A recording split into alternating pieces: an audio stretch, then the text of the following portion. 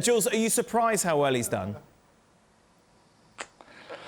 I'm not surprised how well he's done because he did really well at Nantes before getting the move to Frankfurt. He didn't want to extend his contract there, so he ran out his contract. He was a free agent. He had a few offers, but he felt, and the people around him felt, that the Bundesliga was a good step up for him, that Frankfurt was a good club to go and to keep the development, because I think we say every time we talk about him, but he's a very late bloomer, didn't go through an academy, had to go through the lower leagues in France, in the third division on loan, to get some game time, a bit of confidence, a bit of momentum, and then came back to Nantes and really that's when he clicked, and that's when he became really good in Ligue 1, starting scoring a lot of goals. And he just continued that, and I think he's very happy there. The work that Glasner does with him is great.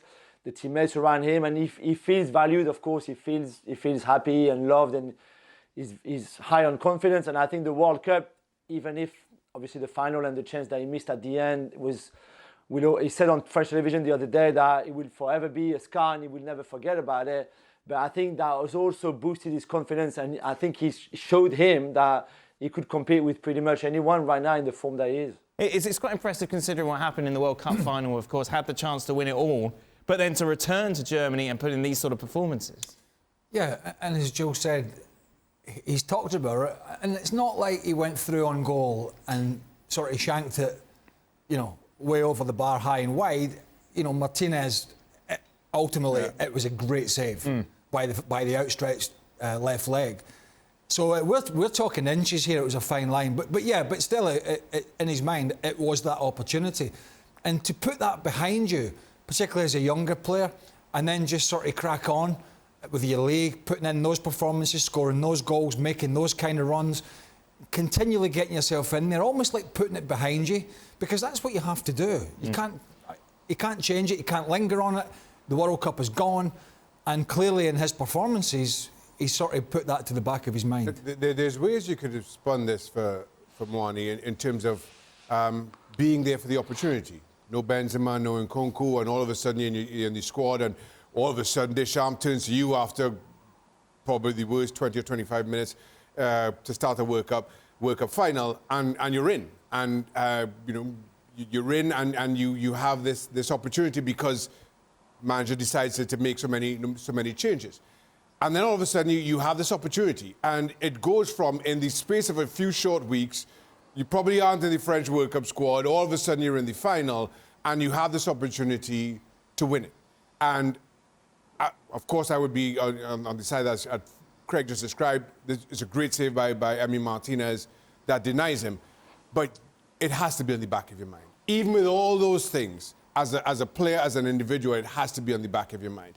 So to see him come from that and take the positives from that experience to develop into the striker that he has since in the few weeks, I think is a great testament to who he is, and more to the point, who he will be. And that, I think, has to be his focus. Dr. Shaka Hislop. Wow, that's inspiring. That's true. Price tag, how much is he going to cost, Jules?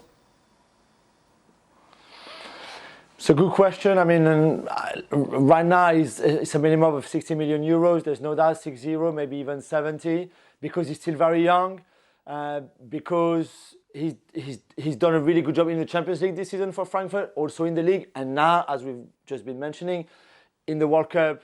Before he was not an international player. Now he's an international player. He played in a World Cup final. He's going to be there every single time with France, and Deschamps is going to play. He's going to go to the Euros. All of that. So you've added already 20 million to the price tag. We've said it before. I think he'd be happy to stay in Frankfurt if there's Champions League next season as well, because he's very happy there. Very happy with Glasner. Very happy with his progress.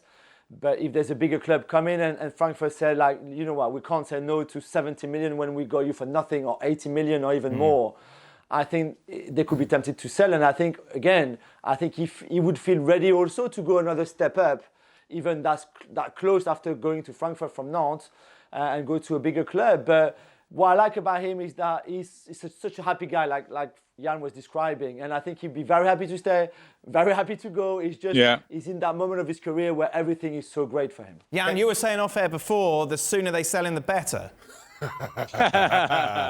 I wanted to tell Jules they won't sell him for 70. I'm 100% sure they will try everything they can to keep on to him. But listen, Eintracht Frankfurt got a tradition the last season to create great strikers, back in with Rebic, with Aller, with Jovic, and we hope that they will sell maybe one of them, and then they sold all three of them one summer.